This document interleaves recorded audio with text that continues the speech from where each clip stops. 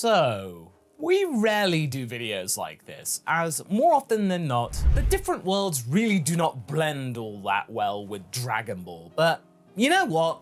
Just for a little bit of innocent fun, we're actually going to be using a lot of experience and expertise from MasakoX, finally convinced by Thiffguy and numerous other viewers to finally tackle this topic. I mean, how can you say no to this Quagsire wearing a crown in the avatar? A Quagsire wearing a crown. Anyway, we're going to try and build Pokemon teams for some of the Dragon Ball characters. So let's start with Goku. And for the first Pokemon for Goku, it's going to be pretty simple. It's Infernape, everybody! Almost too obvious. But how could we not give the Son Wukong Pokemon to the Son Wukong protagonist of Dragon Ball? It's probably his ace, who likes strong guys and lots of fighting. Doesn't really require much explanation. But what does require some explanation is the first weird choice. We're not going to be giving legendary Pokemon left, right, and center, because that would be a little bit too, hacks. But we assume that at least Goku should have one. And it's not Rayquaza, or Rayquaza, or Rayquazier, or whatever you want to call it. Something less obvious. We are giving him Cub Food. Cub Food, Masako? Out of all the fearsome legendary Pokemon, you're giving him an unevolved legendary bear from the Sword and Shield DLC? Yes, actually. For those of you who don't know, Cub Food is a fighting type legendary, which is able to evolve into one of two forms of the same Pokemon, called Urshifu, Single Strike, which is a fighting dark type, and Rapid Strike, who's a fighting water type. And it's been a menace in the Lost World Championships, or at least that's what Hav told me, because he knows way more about Pokemon than I do. Basically, the whole story of the DLC that introduced Cub Food is connected to us training this little guy and helping him grow. In our opinion, this fits Goku very well, who will be slowly growing up into the role of a mentor for the likes of Oob, and having some smaller experiences with Gohan. We think making this little legendary bear with immense potential waiting to be unleashed a Goku Pokemon is a good parallel to him preparing his older son to take over the mantle of the world's strongest fighter and protector of Earth. He's also a bit of a mascot for the team, and I feel like someone like Goku could train this Pokemon and nurture feels far more natural than just some gigantic legendary dragon beast just because it looks cool. The next one is a comment on Goku's Turtle School affiliation. There are a lot of turtle Pokemon, but we feel that Torkoal fits the bill. It's surprisingly strong in its resilience, something defensive to round up the team, another fire type, and you can easily imagine Goku cooking something that he caught out in the wilderness on his own little turtle barbecue. Maybe not a classic Pokemon that you would associate with our Saiyan, but it does make sense after explanation. Another obvious, not obvious choice is Altaria. Wait, out of all the dragons that you're going to be giving Goku, you're choosing the overgrown pigeon one? Well, I mean, yeah, symbolically it's perfect. It's a bird, like Bird Studios, so the Toriyama link's there. It is a cloud, so Kintoon, and a dragon, so Dragon Ball connection. It works on 3 levels. But our boy needs some classic Gen 1 Pokemon because the old school fans would really like me to actually include them. And this one, we admit, will be easy to explain as it's a powerhouse that shares its interests with the Saiyan. Did you guess it? That's right. It's Snorlax. I mean, they could take part in food competitions together, and it'd be hard to figure out who would out-eat who. Also, it's a beast, a staple of every worthy Pokemon trainer, and it's quite iconic. And did we mention that Snorlax loves food? Oh yeah. Oh yeah, he does. So, it would be nice to ramp up this team with something that maybe there's a type that's kind of lacking to cover for its general weakness, because we do kind of have a heavy firefighting focus. Maybe a Gen 8 grass type? Rillaboom, maybe? I mean, it's kind of cheap, I know, an ape for the Saiyan, but this drumming guy, I don't know. He kind of looks like him, and Goku would have some fun in the wilderness. Also, it's quite the strong creature, and an interesting addition to finalize the team.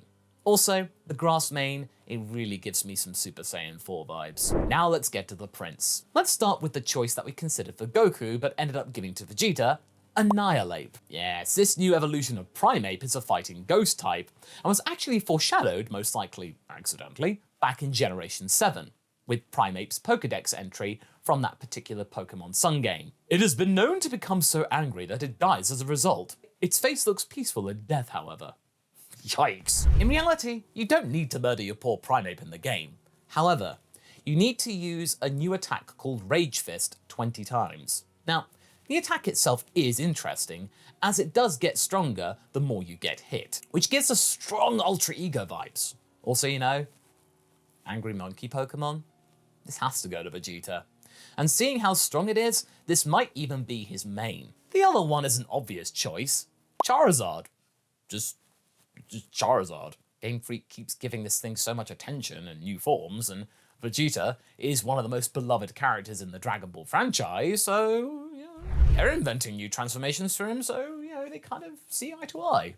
Fits. It just does. The next one will be Vegeta's legendary, Galarian Zapdos. Why? Spiky angry bird that kicks a lot. I mean, come on. Tell me that it doesn't belong on the Prince's team. Tell me. We do like to give these people these lesser legendaries. And we do feel that this version of Zapdos just overall fits Vegeta's style. Another one, which is a bit of a wild card, but do hear us out on this one, is Electrode. Because, you know, boom. Oh, too soon?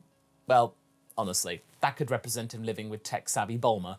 I think a fast electric Pokemon type really fits him well. And you know, kabooms. Yeah, okay, we're done. The next one should represent the more caring and reformed part of Vegeta's personality. Something that could show us his transformation. And for that, we should refer to the list of Pokemon that evolved through friendship. Sadly, we didn't find anything that would scream Vegeta right away in this category. But then we realized something, that there is actually a perfect choice there, nestled deep down, even if at first glance it might feel a little bit off-brand. It's Toga Kiss. Now, okay, when Hav actually pitched this to me at first, this was strange. I was like, Toga Kiss? What? Way imaginary viewer that we created as a foil to our arguments and to kind of back me up into my confusion, we can explain to you why Toga Kiss actually fits the prince in his super incarnation. As we know, Vegeta is good with Baby Bulla, so you'd be able to nurture baby Togepi into an unassuming Togetic, here we have the friendship evolution, and then use the shiny stone to help it evolve into a Togekiss. Togekiss is a strong Pokemon. It can learn Aura Sphere, can stagger enemies with its serene grace ability, it's a fairy type, like the Batman shirt, and it's spiky. Come on, surely you can see it now. But okay, to maybe end up with some less controversial picks for Jeets, Weavile. Short but deadly glass cannon. He lives in packs, like our Saiyan used to with his squad, fast and quite deadly. And yes, his team is more balanced than Goku's on purpose. Okay, let's go with Bulma. And Bulma, her main is pretty simple. Fairy Steel Tinkaton, who is that super cute Pokemon that you may have seen in memes every now and again, but not quite sure if you've not been keeping up with Pokemon. You know, the one with the giant hammer, a literal Tinker Pokemon. Also, you know, the dumbest, cutest thing. That hammer of hers, she hunted multiple Corviknights to make it. It's made of dead steel birds. That thing on top, probably is fine. So just like you don't want to mess with Bulma, you don't want to mess with Tinkaton. Now, Bulma would also have something cute and classic that could also throw a tantrum. Let's go with, Wigglytuff. Nice and cuddly until you piss it off. Another easy pick is Rotom. I mean, in the world of Pokemon, this little electric ghost type is everywhere. Pokedexes, phones, drones, bikes, etc. It's pretty obvious that she would want to have one of those to help out in the lab. Just kind of makes sense, you know? Also, Cyclizar as a bike just fits her style. I can imagine having one of those. Another easy one would be Magnezone.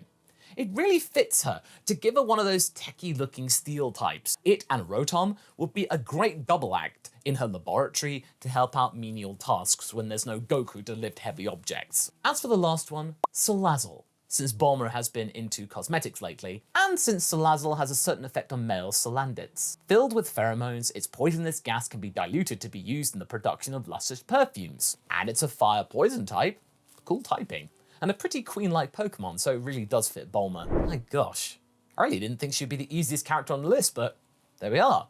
Okay, Gohan next. Let's start with an easy one. Gardevoir, which is my favorite Damn it, Hav! Okay, sorry about that. That was just a mistypo. Honestly, my favorite Pokemon is Dratini. You might have seen it in the background, so, you know, proof, it's canon. My favorite Pokemon's Dratini. Anyway, Gardevoir. Starts off as a meek and shy person, becomes very empathetic, and evolves to protect its trainer. It feels like a natural fit for Gohan, kind of like what he saw with Piccolo. strong psychic fairy type for the son of Kakarot. Next, we know that Gohan studies bugs, so let's give him one. Heracross, a fighting bug type based on a beautiful and fascinating animal, the Japanese rhinoceros beetle. I'm pretty sure that he would be geeking about it all the time, and then the Heracross would be just like, stop it, you. I know I'm awesome. Plus, with the Cleavor, which is an evolution of Scyther introduced in Pokemon Legends Arceus, or Arceus, or whatever you want to say, I can see him wanting to study it. Also, this one will have an additional payoff later on in the video. Trust me. I really see Gohan with these two awesome bugs in his team. Another obvious choice would be Salamence, as it has those adult Icarus vibes, and we kind of have to respect this aspect of his personality. Also, even when it was a little sweet Bagon, it wanted to learn how to fly, and Gohan has that experience in wanting to mentor individuals who wanted to learn just that. It'd be nice to find something beautiful for his roster too. Considering that he spent a good chunk of his life running from dinosaurs, a Rock Dragon Tyrantrum seems like a good fit. Plus, it's a fossil Pokemon. Gohan would totally nerd out about that one too. Last but not least, Palafin. It's a very interesting water type because on one hand, when you set it into battle, it hardly differs from its pre-evolution Finizen, just an additional heart on the chest. And at first glance, it looks like a weird joke. But when you switch it out, it transforms into its hero form. That's right, if there is any Pokemon that simply creates a great Saiyaman, it's Palafin. I think he'd love that. Now, future Trunks. Right off the bat, swords. Aegislash. The sword Pokemon. Doesn't require much explanation, just big sword. Also Steel Ghost, pretty nice. Another one, Gallade, which would fit nicely with future Gohan's Gardevoir. Also has arm blades, which are basically swords. But wait, there's more.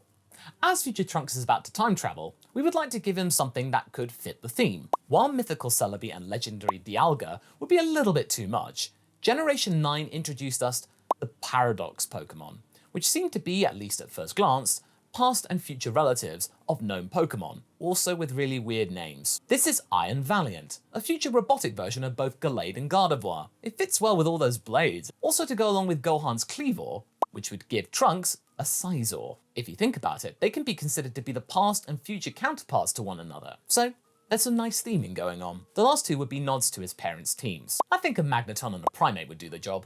Both Pokemon were in Generation 1, they were fully evolved, but later gained more evolutions as generations evolved, and the next stages that showed off future Trunks is still capable of more potential and growing as a person, and it kind of shows his dual nature as a half Saiyan and a future heir of Capsule Corp. Again, maybe Trunks' team is too defined by other characters, but in the end, he was deeply scarred by the past and the people that he lost. The last trainer for today will be Piccolo, and his ace will be the dark or fairy type Grimmsnarl, a green goblin demon-like creature, stretchy arms, a special gigantic form.